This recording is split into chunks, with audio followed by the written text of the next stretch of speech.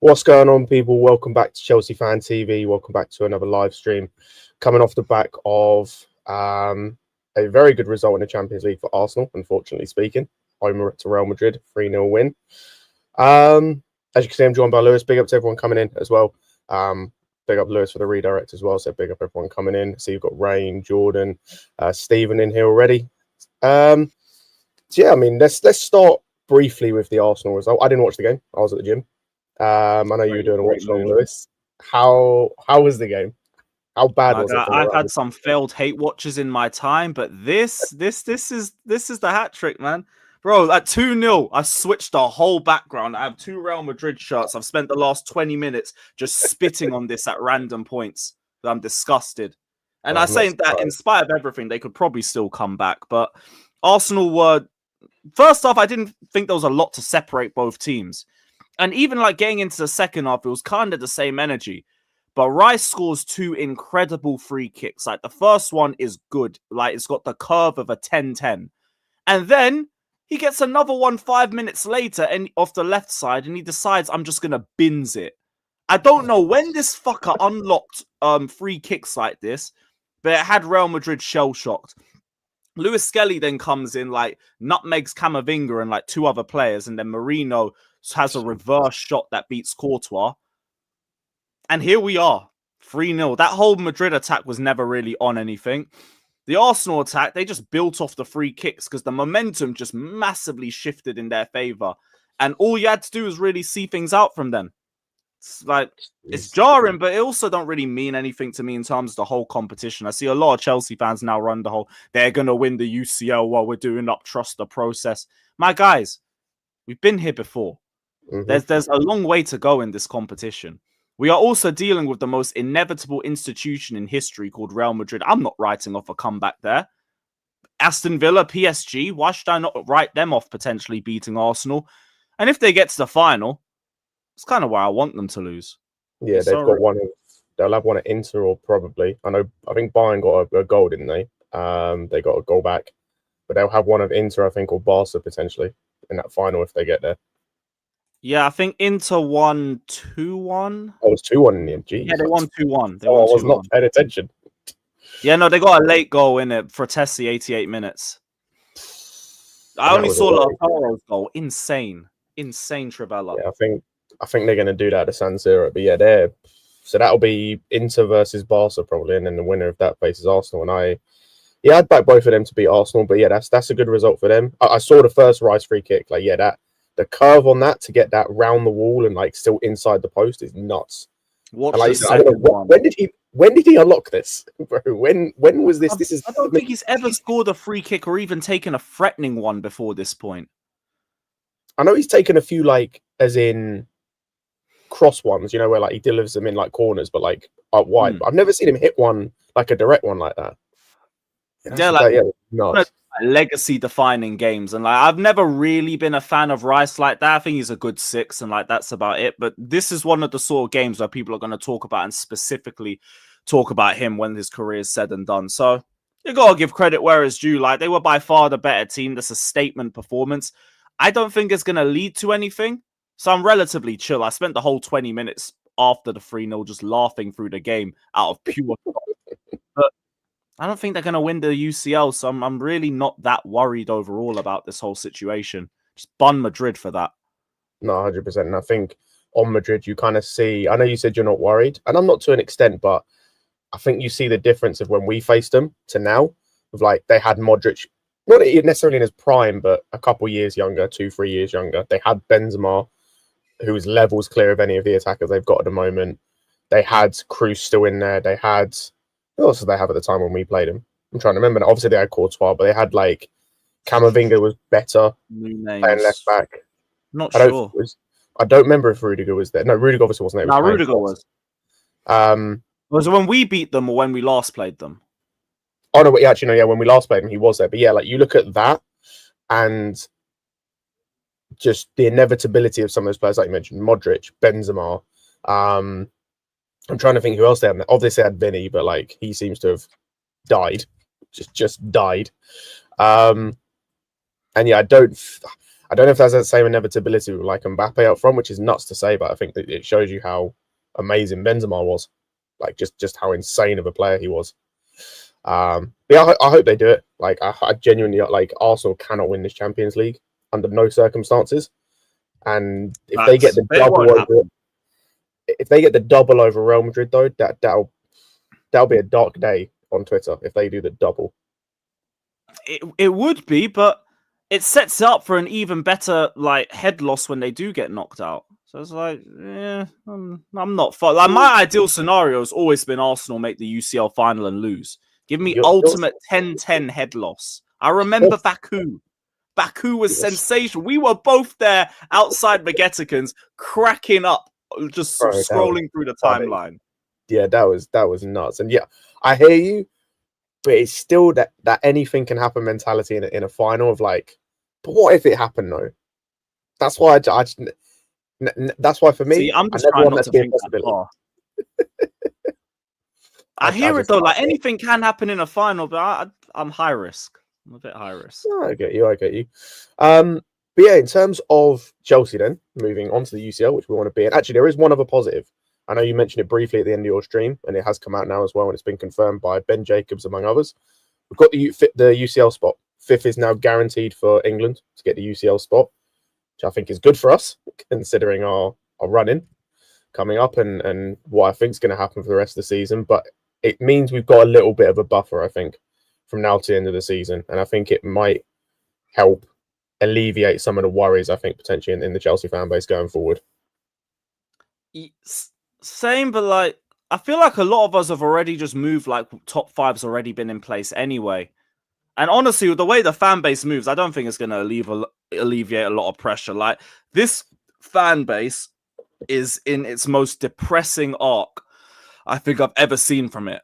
Like, there is a section of Chelsea fans that could find negatives in potentially a 6-0 win if they tried. Like, every single thing we're linked with, every one of our players, our manager, all the prospects we've got in the loan system, everything is just all negative.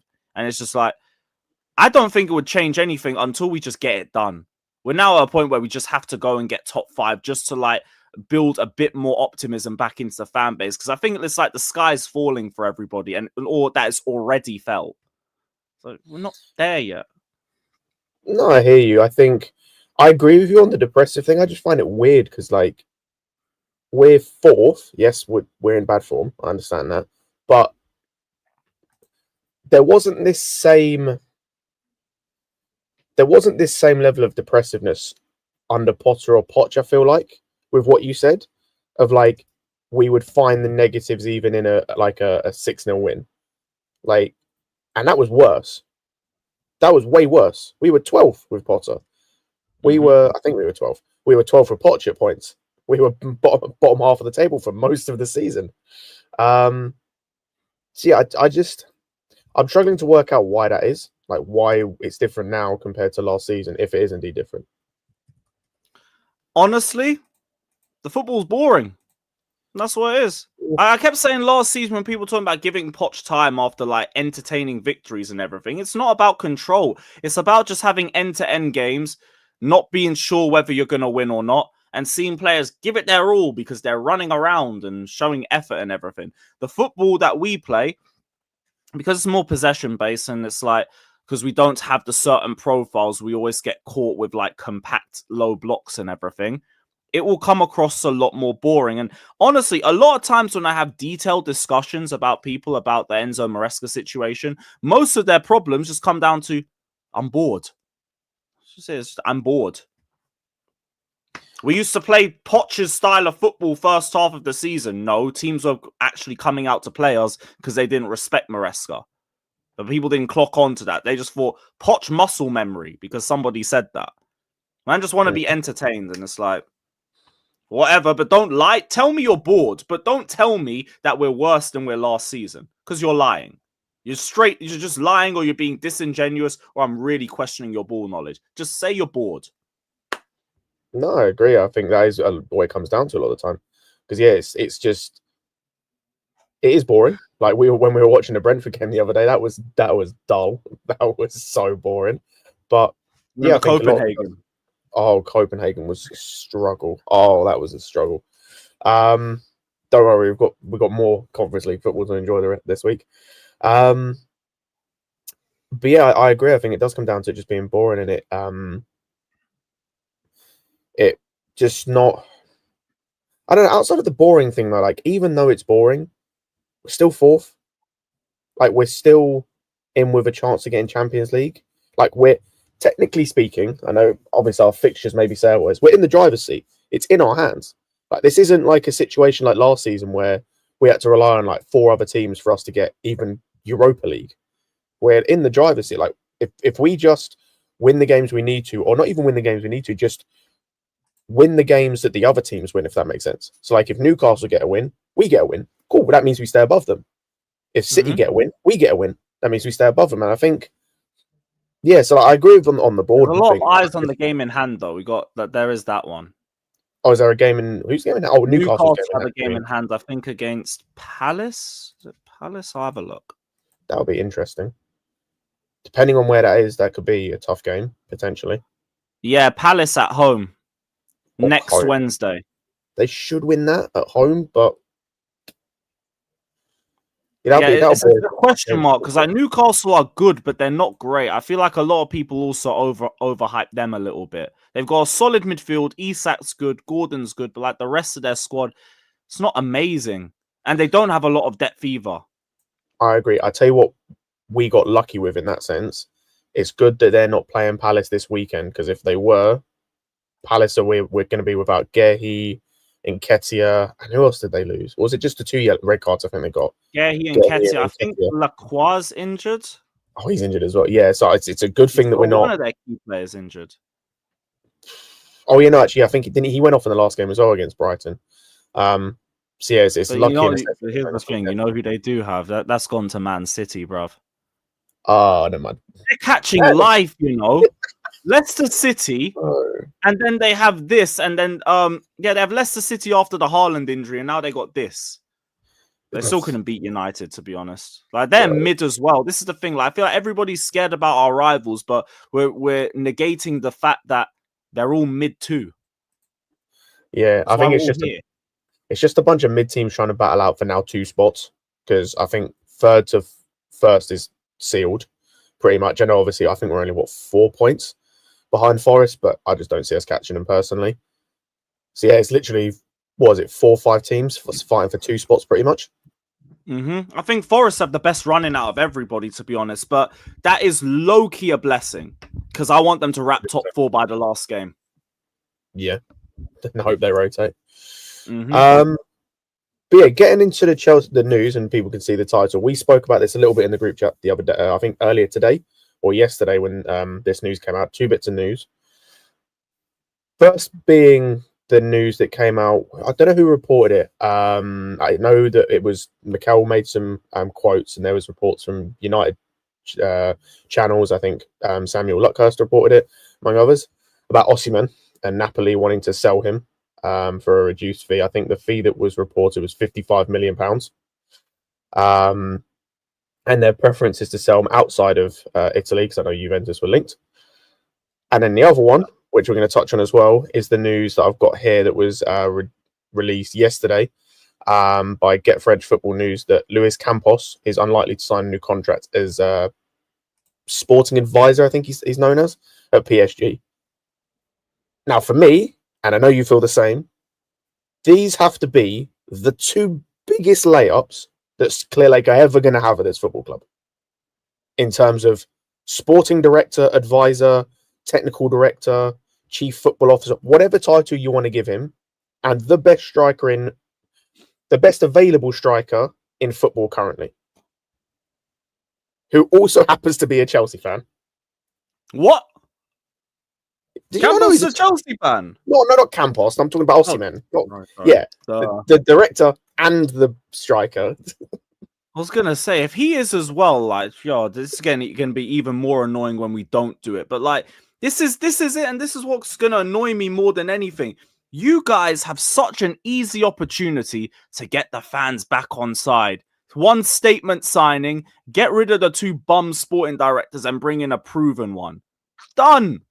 And if you don't want Maresca, get rid of him too. Fine, I don't care. Whatever Campos wants, you run with it. No, I agree. And do you know what the maddest thing is? If we're talking about the Campos thing specifically, you wouldn't even have to. I want to, but you wouldn't even have to get rid of those two idiots if you didn't want to, because we've already seen with Campos before of like his role, so to speak, at other clubs. I just said it there. He's the sporting advisor at PSG. At Celta Vigo beforehand, I think he was like, he wasn't sporting advisor, but it was a similar title. Like he was basically he didn't have an official role, I don't think, or I don't remember what it's called, but it was basically just to like oversee football operations. You bring him in to do that. Like, it doesn't mean you have to get rid of Winstanley and Stewart as much as we might want to, but he just has to oversee it all. Just be like, this is where you guys are going wrong. This is what you should change. This is how we do this. And like, almost teach them in a way. You don't even have to really get rid of him in a sense. You just have him as a teacher almost. But just make sure that overseer, he gets the final say and everything. Exactly. There you go. Okay, these are the players we like. They still do all their usual nonsense, but he's the guy that, like you said, he has final say. He oversees everything. Yeah, like Jardel, give him the Edwards role. We're looking for. Say again. It's annoying because it makes so much sense, but I don't. Probably not going to end up doing it. All we keep getting is briefings about how they're happy with Winstanley and Stewart's progress and how they're dealing with the team. It just feels like we're just going to have this we're just going to have to deal with them two and hope that they can get it right this summer. And I've got no faith in it. 100%. Even though, like you said, the layups are easy. Osimhen is right there and he fits the profile like a glove. I don't believe we're going to do it. We're going to end up getting Delap and hoping that he blows up when he's at Chelsea. That's another one of the key words, blows up. He's about to crack and everything. I hate those, man. I hate the when we were getting them briefings saying they believe in Garnacho's potential and everything, I was like, it's just horrible. But yeah, it's like, and it's something with the Campos thing. We know they've been looking for, like they tried for Edwards. I'm pretty sure we've been linked with Campos previously before he went to PSG. I think it was just after he went to PSG. Like they've wanted this. Obviously, we got Vivell in. We were looking at, I don't remember what his name was. The dude from, was it Salzburg? Before we got Vivell, like they've looked for some guy to like work alongside or work above Winstanley and Stewart the entire time they've been here. So yeah, for me, this just makes so much sense. Especially if he leaves PSG, we're talking about like arguably the best in class in his role in world football. He's made 2 title challenges out of nowhere in Ligue 1. He's remade a terrible PSG team or a massively overrated PSG team full of young stars, young stars, whether that's Neves, Vitinha, Barcola, Doué. Yep, Doué, all of them. So many players. All of these guys he brought in. And yeah, as I said, it fits so well. It doesn't even have to be a long-term thing. It could be a couple years like he's had at PSG. You move him on. And then hopefully by that time, the 2 bozos underneath him have managed to at least learn a little bit that they can do a half-decent job rather than the mess they've made so far. And yeah, it just makes way too much sense. I just hope that they've got that sense too. But like I have that saying, common sense ain't common. And I don't know if these men are going to do that. I don't know if they're going to do it. They're just going to keep... I think they want what they're doing to be successful their way. And like the one thing I was clocking from these 2 windows, I feel like we want to be like innovators and everything, like be the first to do it in this sort of brand. It's like, look, just drop the ego a little bit. Because like we can be successful, and when we are successful, no one's going to care about how you did it. They're going to care that you did it. So why is it got to be in this sort of terms? Like, be a bit malleable. Be a bit easier to work with. Like, if something isn't working, don't be a stubborn bastard about it. Otherwise, ain't nothing going to change. No, I agree. And it's like you said, like they're trying to do this thing that no one's ever done before. There's a reason no one's ever done it before. Still here. That's cool, bro. If someone had done this before, this build a title challenger with like under 21-year-olds, whatever they're doing, like someone would have done it by now. It would have been done. City would have tried to do it. Real Madrid would have tried to do it. Bayern would have tried to do it. Have you noticed how they're not trying to do it? Because this isn't even PSG. I just told you they've gone younger. They haven't gone young to the point of it being comical, because that's not how you build a title challenger. let's go on Common that sense just add some experience there. 100%. That PSG team I just talked about, for all the Barcolas and Doués that they signed, they also signed this season Dembele, who's been incredible. They got Kvicha in, who's 24, 25, has won a league title. In the midfield, they've still got Fabian Ruiz, who's like 27, 28 at this point. Again, been part of a title winning team, I think, at Napoli. Like, around the young stars they've still got Marquinhos. He's been terrible, but Donnarumma in goal. Like, they've got the experience there around it. So it's not just by these young players, put them all together, get a pretty good manager above them in Enrique and send them out there to do whatever. It's like he's actually compiled a squad together. And yeah, Jardel's right. Can you imagine if we had given that 1.6 billion we'd spent to Campos? Oh, mate. Mate. Imagine. You know what? We wouldn't have Sanchez in goal. That's for one. Right. We wouldn't have like half That'd these be the first thing he'd do. He'd get rid of that useless bold prick. 100%. And then the other one, as briefly talked about and we touched on, was Osimhen. And again, like, we failed last year. Like, you could, whatever the reason was, wages, left it too late, wasn't the right player, believed in Jackson, whatever nonsense excuse you want to use, it didn't happen. You've got a second chance. He's not staying at Galatasaray. That is basically guaranteed at this point. They're not paying 50 million for him. I don't think he goes Juve. They've already got two strikers. They'd probably have to sell one or both of them. And they've been trying to sell Vlahovic for years and nobody wants him. 100%. That leaves us in United, based on all the reports. I don't think United get him, personally. I can see them putting the money up, but I don't know whether they get him. And again, they're in a position where they then have to get rid of one of their two strikers already. That just leaves us again. And again, it's like, he's got the Mikel signature, the cosign, multiple times, in fact. He's proven that last year was a bit of was more injuries than anything with this year. You can say it's the Turkish league and whatever. He's about to win another league title. Even last season, his goals to games ratio was still very good. It was injuries. That's the only real question mark I have over Osimhen. He's a bit worrying when it comes to the injury stuff. Obviously, people will talk about AFCON and him and Jackson going away, but I'll be real, for a month, we'll firm it. Is what it is. I don't care. Like, for me, go on. I'll say with the AFCON thing very quickly, that's just something for me. We've spoken about it on your channel before. That's something where you can live and learn, right? Like, if they go away for AFCON and it doesn't work, you learn that for next time. That shouldn't stop you buying a quality player. Because, that didn't work this time, but that only happens every 2 years. So next time it happens, in the next 2 years, we just got to make sure that we don't have the same issue. Probably just means you need to sell Jackson. Or you need to have an adequate third option in there who can play, 5-6 games or whatever. Yeah, like you could like wheel in like Jonathan David for a season or something. Yeah. Free contract. If you don't like the minutes afterwards, you sell him, you flip some money. Brilliant. Everyone's happy. No, exactly. 100%. And yeah, and like you got like 9 other youth strikers or something. Like, figure it's only going to be a couple of league games for us. Like last time we only had to play Broyer in 2 league games? I think the rest are all cup matches. I think so. It'll be slightly different because the timing's different. Obviously, most of the time it's in January. This one I think will be December, around the Christmas period. But I think they may I think they may only end up missing a couple cup games, maybe one European tie, and like a couple league games. I think something like that. But yeah, so like I said, just make it work ultimately, because that's what the best teams do. When Liverpool had Salah and Mane going away, they made it work. Like when City had Mahrez going away, they made it work. No, like, here's the thing. If we had other areas of our team patterned, like the goalkeeper and the back line, it's not that deep anyway. Just 1-0 your way through some shit. Problem is, like, we got bozos at the back and an even bigger bozo between the sticks. 100%. We've got to try and make that work. And we're yet to see whether that's going to be fixed. That's the whole other kind of topic and things to unpack. Like keep, sell, or long swap, and that's even going to be dependent on whether we're in the UCL next season or not.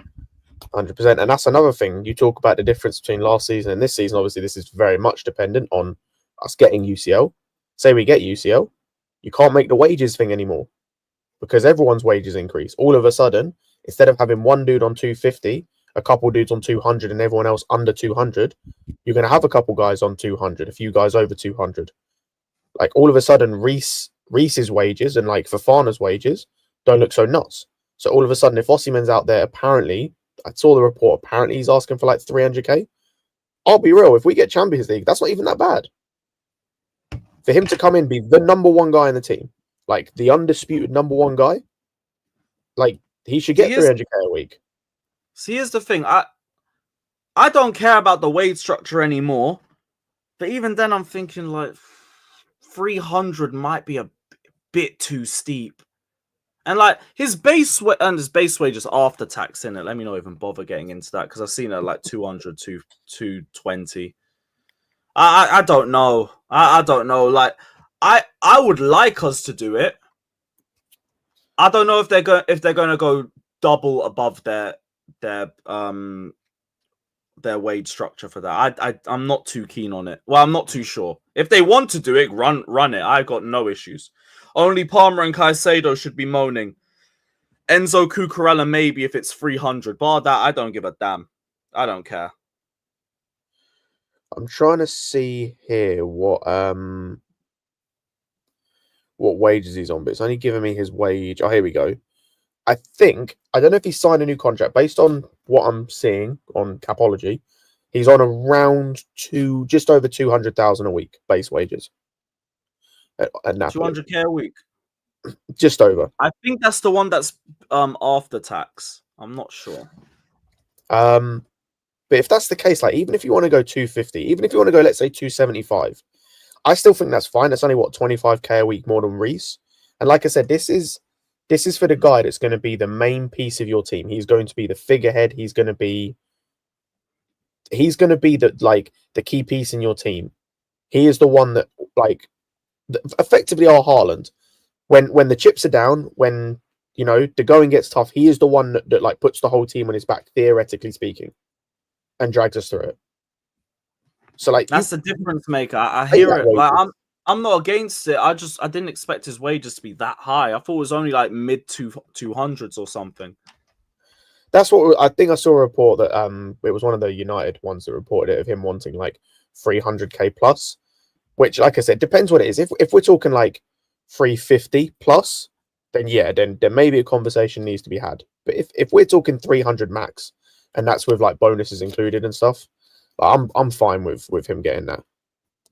Like, because at the end of the day, like you said, this wage structure needs to die at points. Like, yeah, try. Like once we get to UCL, we don't need it. If we don't get to UCL, it's all the more reason to break it too, because these players show they aren't good enough to get us across the line. 100%. And yeah, and then like we said, that's kind of the big piece. We've still got a lot more we need to do, but we've got a lot we need to get out of. And yeah, it's going to be a busy summer. Okay, no, wait, because I've just seen like sources saying that he's on 9.4 million a year after tax, and I've done the calculations. That's 180k. It's 180k. Jesus Christ! I don't know if I'm bugging or not, but it seems like it's 180k. Maybe I got the calculations wrong or something. That don't make any sense. No, that's to be fair, that doesn't help me. Yeah, this is after tax. This is after tax. 9.4 mil after tax. 9.4 mil after tax. So what did you say? It was 180k a week, I think that came down to. Yeah, that's not even that bad. That's what I'm saying. You could do. There's so many ways you can make that work, man. Like I said, this for me is a non-negotiable. Non-negotiable. Yeah, I think I said that right. 180.7. Fucking hell. Give him the damn money if that's what he's on. It should have been here last summer. Bro, yeah. There's no arguments. Like I said, this is in terms of we player. brought in Neto on 160k a week. Facts. We're gonna have to pay Sancho like one if we do end up signing him, which that's another thing. If we do sign him, he'll probably want like 120, 130, something around that, maybe 150. Sancho bear come into that negotiation, bear humble, bruv. Don't even dare ask for near your United money. I'm already in a bad mood with him as swing stand. But I like how you're saying when he comes to the negotiation, like you think there's going to be a negotiation.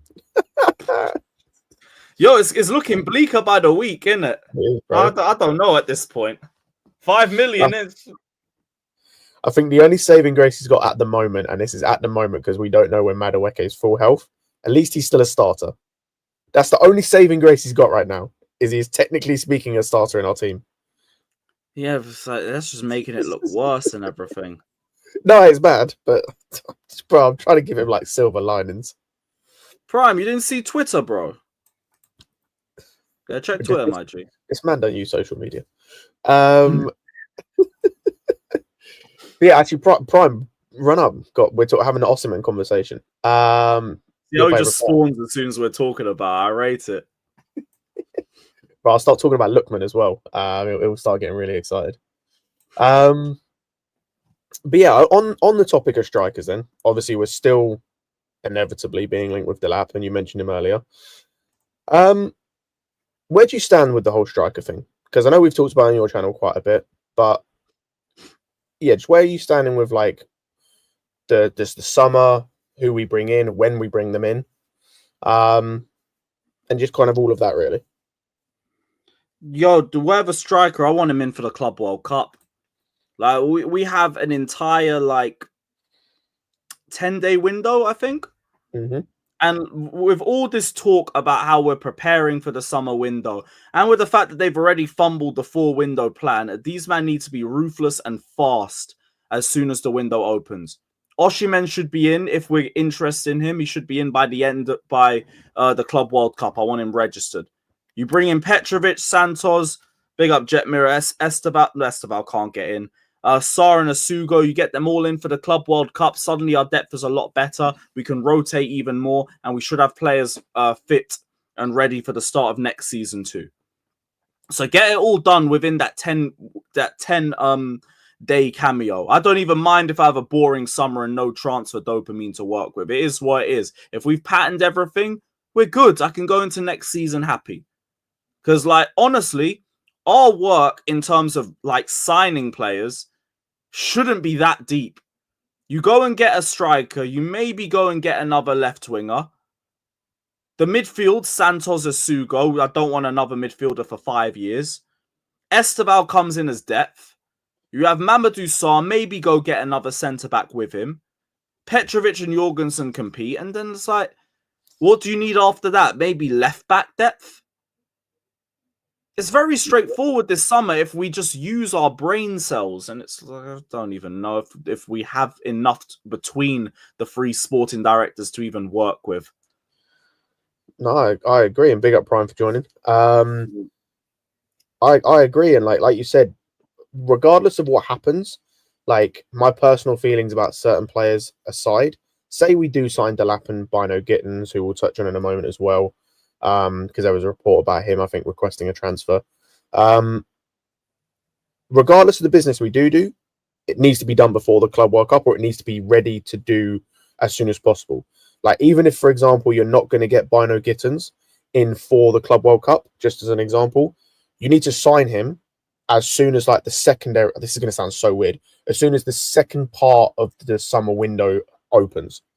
So, like, at the very least, he's training at Cobham while the Club World Cup is going on. So the moment the rest of the team come back, he's ready to integrate immediately. Because there isn't a lot of turnaround. So yeah, like you said, Lewis, there can be no resting on their laurels. They can't do what they did with Caicedo 2 years ago. They can't do what they did with Osimhen last season. Of just messing around, taking the whole window. We don't have that luxury this summer. I've just deeped it like, yo, that's a pattern too. Mm-hmm. For big transfers, they're going to try drag it all the way through to get him on less money. It's I've just clocked it's every single big transfer these men have done. Enzo Fernandez, Moises Caicedo, Osimhen. But these men take the entire... Bro, actually, no, it's not even big transfers. Do you remember we took an entire window to sell Cassidy? Oh yeah. Fucking. We tried selling him for like the window before as well, because we were trying to get him involved in the Osimhen deal, and that didn't even go through. Yeah, like These guys are gonna piss me off this time. I'm so sure of it. This is the thing. I'm more worried about the summer than the end of this campaign. Like the end of this campaign, I'm really just gonna take it game by game. It's all you can do. All you can do is focus on Chelsea because everyone else is inconsistent. I mean, I'm not going to listen to everyone else's thoughts on everyone because it seems like we're acting like Man City are still the four Peters, and like Newcastle are fucking brilliant. They're not. We're all fucking mid, and that's why we're all together in an inconsistent top four race because that's where it is. 100%. Also, to Sean in the comments, it's because there was a report that came out today. No, yesterday I think it was. Saying that it's unlikely he's going to sign a new contract as PSG sporting advisor, and we've been linked with him previously. So as the title implies, and as we touched on earlier, it's like the biggest in terms of off-pitch staff, the biggest layup these owners can have, like ever. And if you want to hear mine and Lewis's thoughts on it, if you haven't already, go and watch from the start of the stream. Rewind. As said though, big up to Prime. What are you saying then, Prime, about like the Campos stuff? Obviously, your favourite player, Osimhen, being linked with United and the whole Napoli stuff that came out today.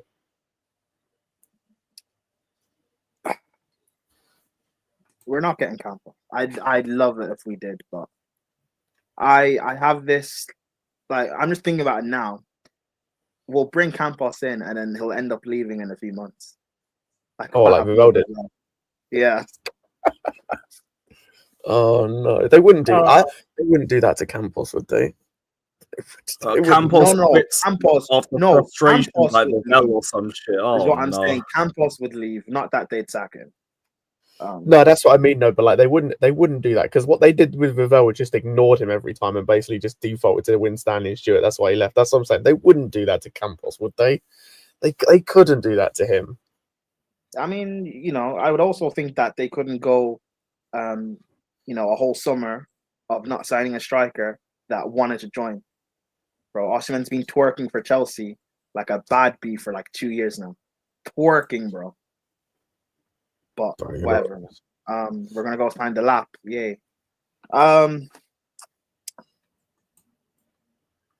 Yeah, we're gonna have another like underwhelming window, but we'll sign someone who's somewhat big name, so people will get gassed again.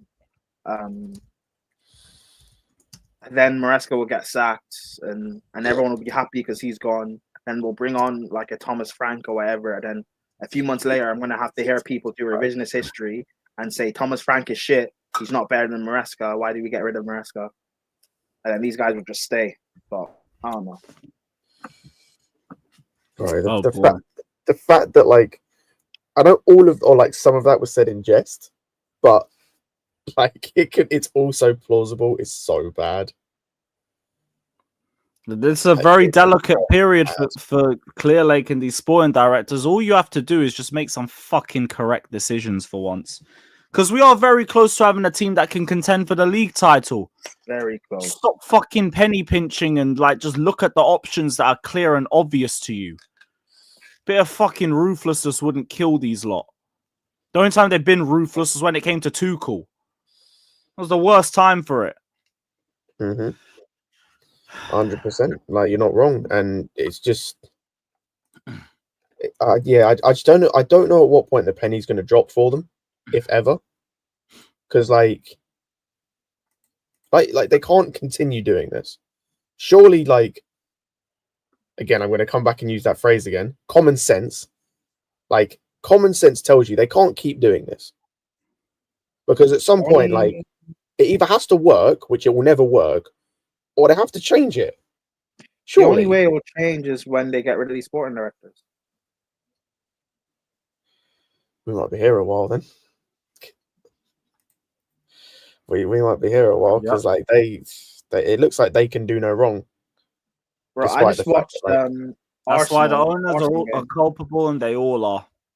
I watched the Arsenal game, right? And I know Arsenal won 3-0, but like if you watch the game, Courtois had a fantastic performance.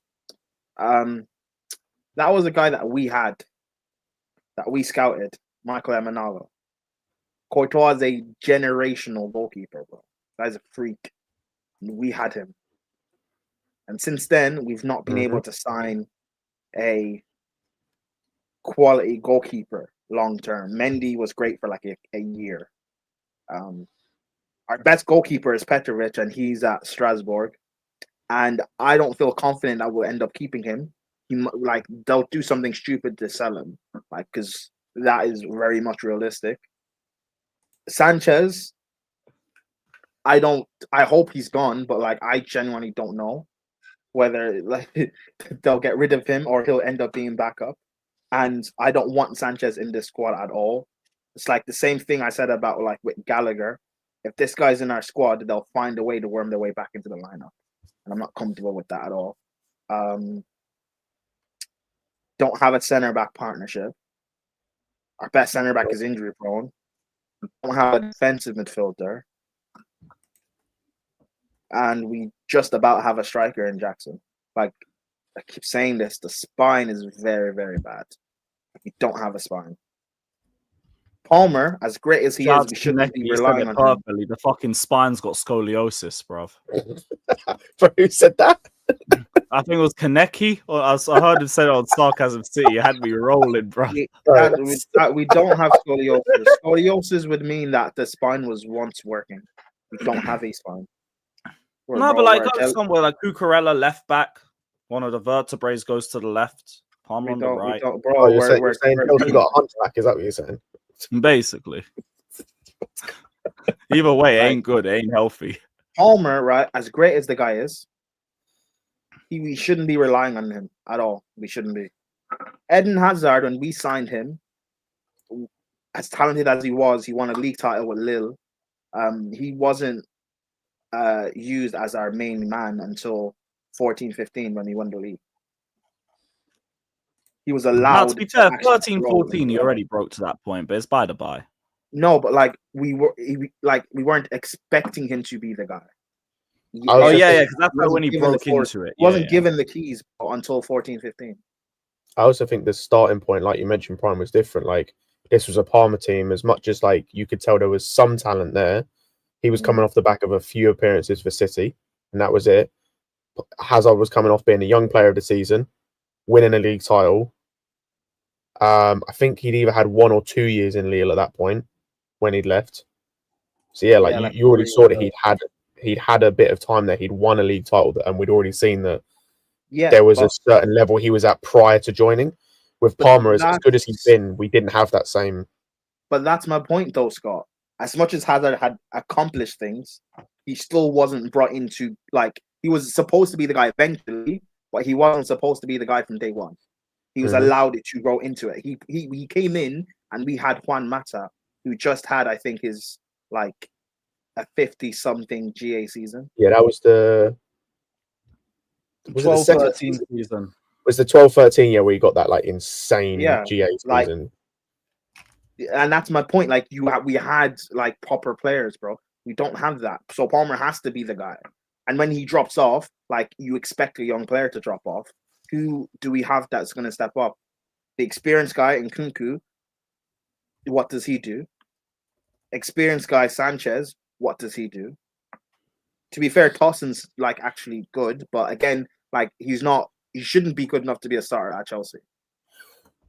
Do you know what I'd say Tossin is? Tossin, or he should be. I'm not saying they're the same level before people start cooking me in the chat. He should be this team's Gary Cahill. Yeah. A solid guy who can come in, be the second guy, or be a rotational piece, but a solidly dependable centre back. But he's never the guy. He's never the guy you rely on in defence at any point, really. But he's just solid. Like a Wes Brown or John O'Shea, yeah. Yeah, someone like that. That's what he should be. And that's, to be fair to him, despite all the criticisms I had when we signed him, that's what he has been most of the time, outside the odd time here or there. And I said that when we signed him, he's he's good, but again, to the place Chelsea should be, he's not good enough to be a starter. And it's the same thing I have with Guehi, by the way. Guehi, as much as I shit on Guehi, he is good. I'm not stupid. He is good. But for us to spend that money on him, He's not good enough to be a starter at Chelsea to where we want to get to. That will be a waste of money. No, I agree. In the 100%. summer, we need to bring players that are massive ceiling raisers, bro. They need to be like experienced. They've played at the highest level. They've won titles. They've challenged for titles. They're leaders. That's why I'm an advocate for Osimhen. He's done all of that. He ticks every criteria that we need in this team. No, I agree 100%. And like it's part of the reason why this summer window is so key. And I think we've got about 15 minutes left. There's a question I want to ask both of you because this was brought up on Casually, and I want to get your guys' opinions, your thoughts on it. Next season, 2 questions really. What are your expectations, provided we have the window that we think we should have? And then what are your expectations if we get the guys we think we're going to get in like Delap and Bino Gittins? So one with our dream window and one with like Clearlake pissing me off window? Basically, yeah. All right, so if I get the window I want a title challenge immediately because like we should be getting top 4, and if not, I don't care. Those transfers should be enough to get us to jump up anyway. If we get the transfer that we're expecting, I'm still going to demand a title race because that's what we should have been building up to, and we should have been at this point this season anyway. But Poch tax, so we had to redo everything again. But it ultimately will be another top 4 race, or just like 3rd. And it's just like limbo, one or the other. Great. But, yeah. One of them ones. Prime? If I do what I want us to do, then finish 2nd, 6 points away from the title. If they do, plus a domestic trophy. If they do what I know they'll do,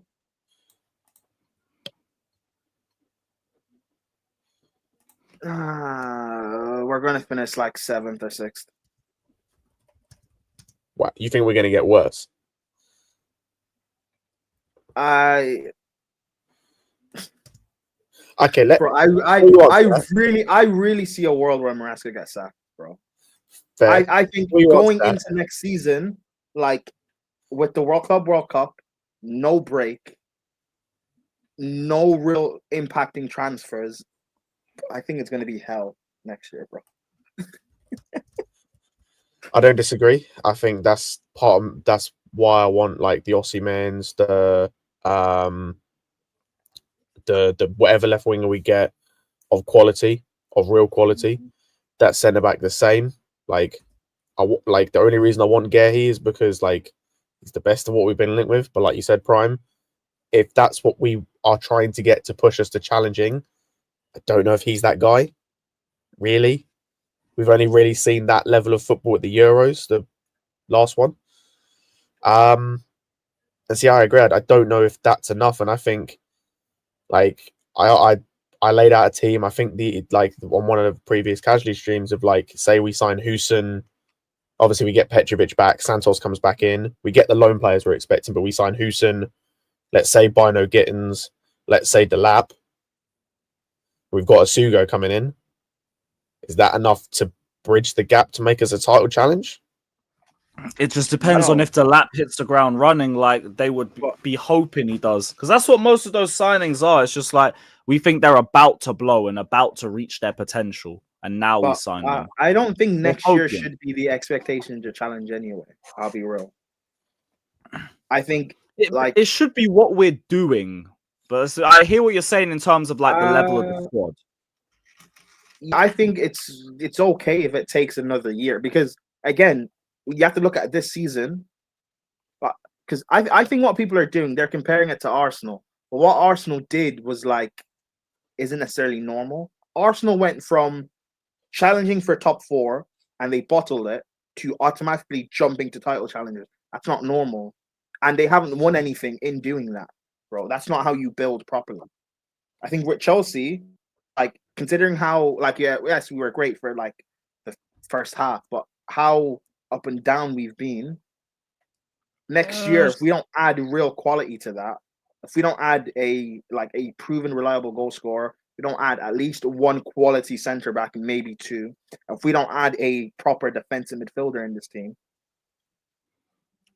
Like, Here's the thing: to go back to the Arsenal thing, right? Like, Arsenal finished a couple points off top four, right? And then they brought in Jesus, Zinchenko, and what's his name? Saliba came back on loan, and that was the difference. And I see the similarity in terms of this Chelsea squad, because I only think we're a couple of players away from having a first team that can challenge. None of them. Well, Saliba's obviously a razor, but the rest aren't. Jesus is not a razor, nor is Zinchenko. Zinchenko and Jesus were then, not now. I think what those two are, they're not ceiling raisers, they're floor raisers, those two players. And they brought the mentality, which I think at the time that Arsenal team were lacking. And I think that's part of like, not just like you go back to the Osimhen stuff that we talked about, and you talk about the Gehi stuff. I think what those guys can bring outside of just, in Osimhen's case, just a raw quality, is the mentality shift. Like next season, for example, let's just hypothetically, we keep Sancho, right? Our winger course stays the same, and we get one other. So let's just say we get a Bino Gittins.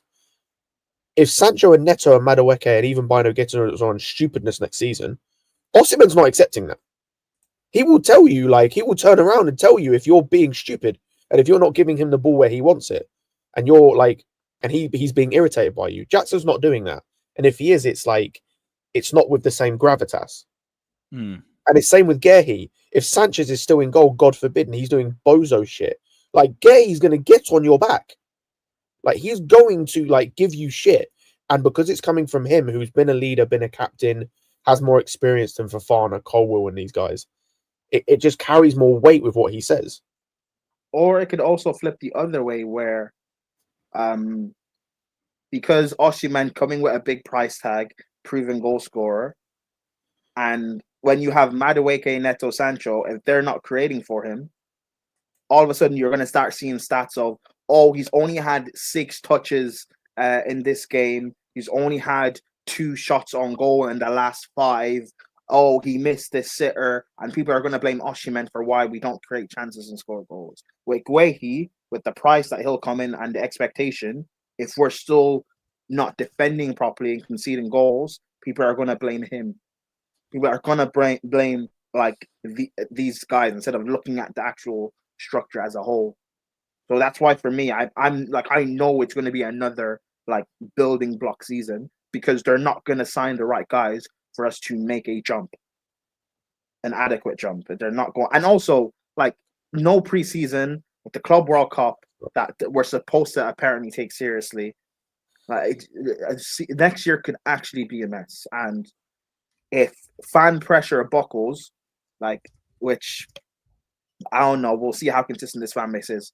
Like Maresca could go, and then for me, it's like, who do they then bring in? Are they gonna like? Is there gonna be someone like an Areola or a Thomas Frank, or you go back and try and get the Zerbi again, or Nagelsmann, or like, or maybe someone even worse? I don't know. Like, everything for me goes back to these sporting directors. I really, really do not trust them, and I wish more Chelsea fans actually wake up to the fact of these guys are a big problem. And then it goes even above that now for me, because Bali and whoever, like, you guys still employ them. You can't keep getting rid of managers and getting rid of players. Like, why are we signing João Felix just to get rid of him in 6 months? That doesn't make sense. He shouldn't have came here in the first place. That's the most transfer we've ever done, by the way. Doesn't make sense for me. Why? We also are trying to get a striker, trying to get 3 strikers, Osimhen, Samu, and Duran, just to sign in none of them, just to get Felix. Felix left in January. We didn't sign a striker. Our 2 strikers got injured in deadline day. We don't have a defensive midfielder because Lavia just cannot stay fit, and we let Leslie go to Southampton, and he barely played the first half of the season. He's about to have his 3rd manager of the season, by the way, on a developmental loan. Yeah. Like, it's like Santos being at Strasbourg is fine, I guess, because for his development. But you then go and buy that Amugu kid who's for Strasbourg, but like, but he's not going to play. Amugu's not going to get game time here. So what's the point? We now need, like, people are complaining that Cucurella didn't play. What was it, yesterday or 2 days ago? But like, eventually some of these players need some sort of a rest, but they can't get rested because we don't have a deep enough squad to be able to rest them and still keep some more quality on the field. Unless certain players play out of position, like Reece playing left back, but then people will still complain, why is Reece at left back? Well, he's at left back because we don't have a backup left back for Correa. That's why. Because you loan the backup out. No, I agree. Like, I hear your point, and I do agree. I think there's a lot of things that's going to go against this team and this squad next season, regardless of who the manager is, and almost regardless who you get in terms of players. But I do think you mitigate some of that by signing a level of quality. And I do agree with what you said about the like Osimhen and Gehi thing as the examples of like they'll get majority of the criticism. But I think this is another thing you get with players, more so Osimhen, because for Gehi it's a bit different. But with Osimhen, it's like he's had that before. He got that all of last year, like from fans outside of Napoli. From what I saw, like people talking about whether he was that guy and whether it was like just a one season wonder sort of thing. He's bounced back. And he showed it was just a case of the team being crap and injuries and whatnot. And I think if he does get that, I think he is good enough and has the mentality to get through that. Whereas you see with Jackson at the moment, like not necessarily is the quality there compared to Osimhen, the mentality isn't as well. So he has some bad games, and he gets criticism, and he has some moments that aren't good. He gets in his head because that's what happens to young kids, especially kids who haven't been at this level before. And so that's where they need to shift it. They're not going to. I already know they're not going to. I am preparing myself and have prepared myself for a Delap and Bino Gittins transfer window. And I can't wait. And we're going to be here in a year's time saying the same stuff. Because time is a flat circle. We're gonna sign Delap and Bino Gittins, and then this fan base is gonna say 10 out of 10 window, and we have a better squad than Liverpool and Arsenal again. Just for us not to do anything, and then halfway through the season, you're going to blame the manager. It's not that we can't keep, like people are saying in the chat, Maresca's not good. That's fine. I agree. Fine, I agree. Maresca's not good. So who hired him? Why is he still here? Mm-hmm. And I think the bigger I've said this before on this channel, and it's been said on before on other channels. Saying Maresca's not the answer is fine. I can accept he might not be the answer. He cannot leave.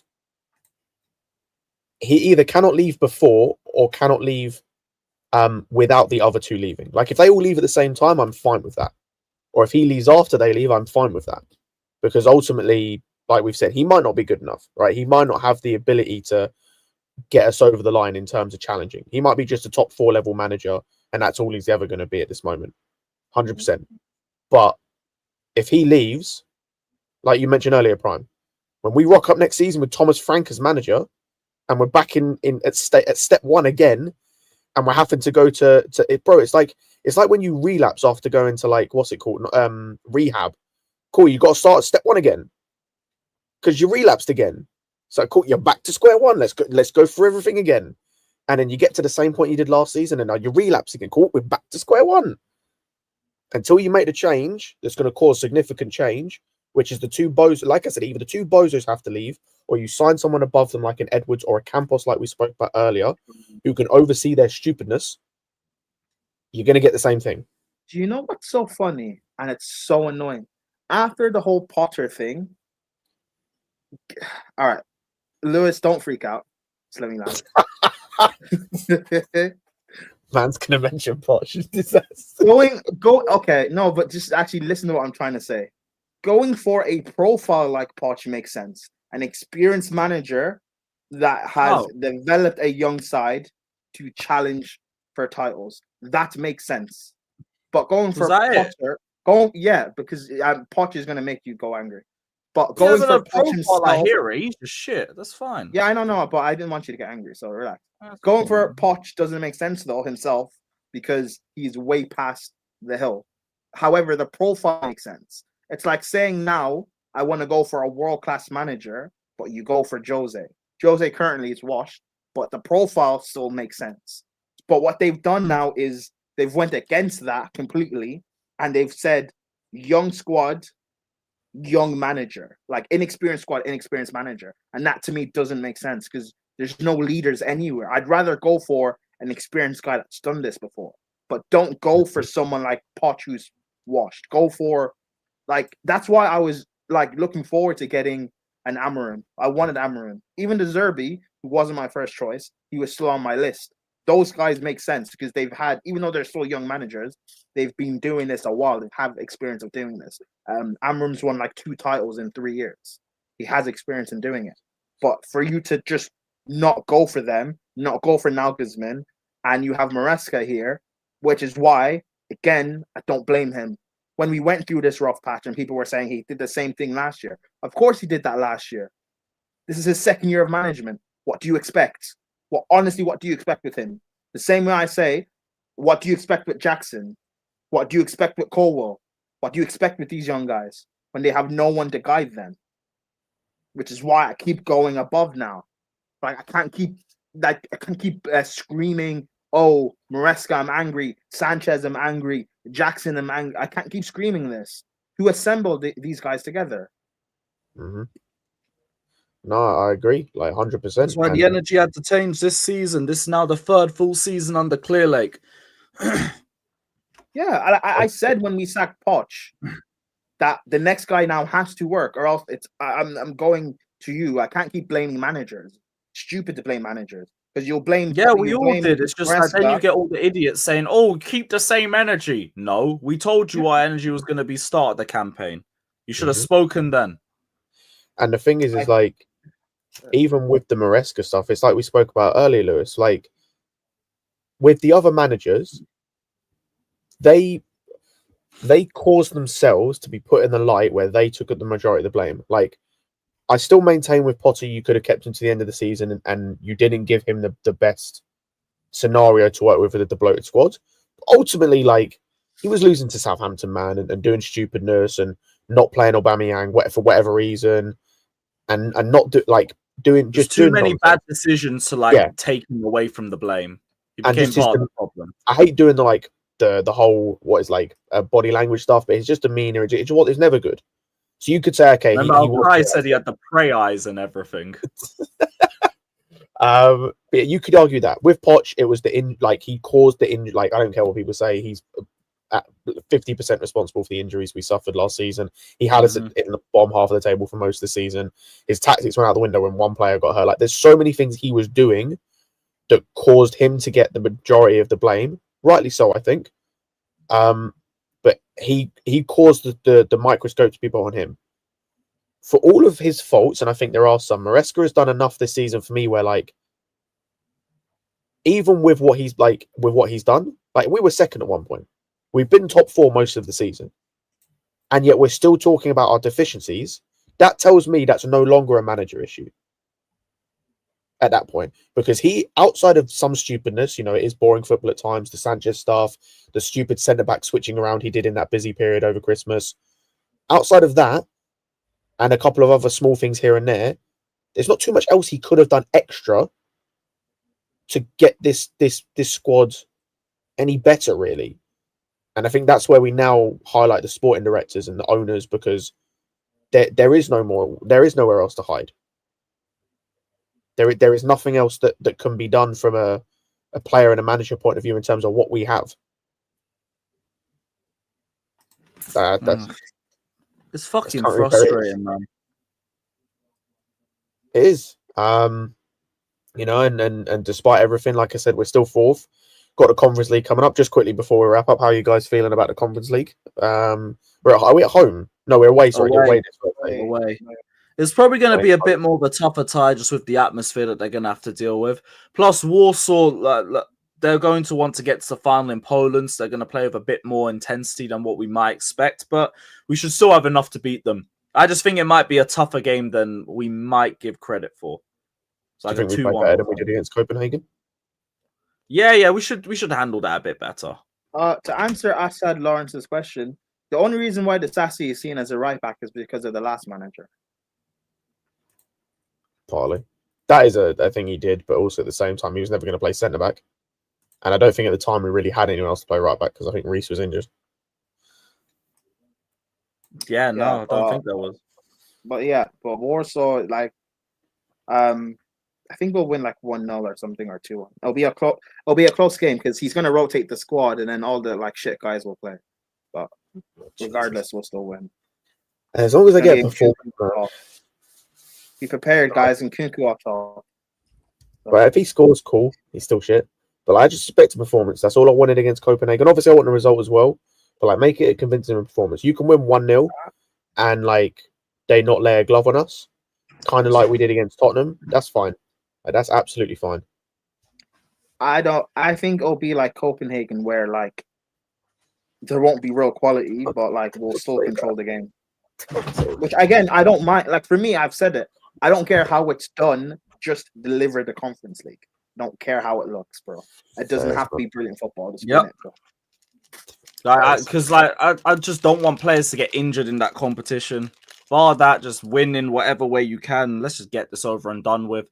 Shout out the Conference League and everything, but when we win it, hope I never see you again. Which is why Reece is not playing tomorrow or Thursday. But when people were crying about don't disrespect our deadline on Mugu, but I don't care about it. I'll be sorry. I don't care about Mugu. Oh, thanks for reminding me. Mugu's still alive. I don't care. He's on like Amari Kellyman sort of vibe. I just need a reminder that he exists. The guy's like underage, bro. I don't care. This is a complete aside. Speaking of people still alive, when Jez put that picture of Timo Werner in the group chat the other day, I forgot he existed. I genuinely forgot he played for Tottenham. Oh, he ain't played in a minute. Yeah, has he? He's injured apparently. I was like, when did this man? Where's he gone? Yeah, apparently he's injured. Okay, now. Yeah, I take Werner as our backup striker. No. He's better than Nkunku. Yes, he's better than Nkunku. I'll give you that. He's better than Nkunku, but I would not take him back. Someone said take him back. Yo. No, over Nkunku.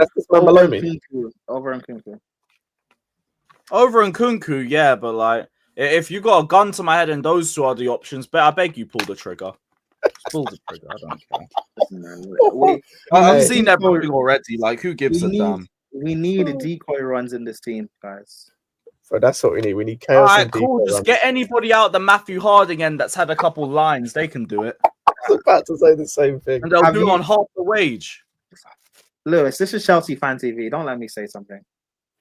Yeah, don't say anything is going to get me. Yo, we've seen the fatter fan cam. Anything can run at this point. You don't want me to say something. Hey, yeah, no. You know what? Yeah, let me not poke the bear too many times. Yeah, I'm not getting in trouble over stuff you said. And yeah, on that note, guys, we're gonna wrap up. Jesus Christ. Yeah, big ups everyone. For those who want to know, tune into Lewis's channel, man. Great. Yeah, big up. Yeah, tune into Lewis's channel or casually where these things can run a bit more easily. Yeah, big up everyone that joined in. I think I'm going to be on another stream later this week. I can't remember. Alex did ask me the other day and I completely forgot. Obviously, we've got the game coming up on Thursday. What time is it, by the way, on Thursday? I think it's an early kickoff. I think it's a 5:45. That's fine. That's about when I finish work. That's not a problem. But yeah, big up everyone that joined. There'll be more streams, obviously, tomorrow and the rest of the week from Alex and the rest of the people. And yeah, and then look forward to the game on Thursday. Cheers to Lewis and Prime for jumping on. The first time for Prime being on the channel. No. I've been on here before, I think. Have you? Yeah, you might have been on one of the Lampard out call-ins back in the day. When Arsenal beat us 3-1 and people accepted that Lampard's washed. I think I joined in that. In a Colin show. So, yeah. That was a while Good ago. times for me, bro. I cooked the whole day. I cooked the whole day. Those are good times. One of the worst boxing days I've ever had. Hey, yeah, but it led to some good. It led to some good moments. It was top 3 Christmases I've ever had, bro. It was top 3. Jesus. You're such a hater, bro. You're such a ultimate villain, man. He is, man. He's such a hater. On that note, guys, I had to get abused from this fan base about Lampard, bro. Of course, I enjoyed it, man. Bro, I celebrated that Saka goal, man. Never celebrated a Chelsea goal harder, man. I can't believe you said that. On that note, people, big up. Enjoy your evening. Up the Chelsea. Up the Chelsea. Up the Chelsea.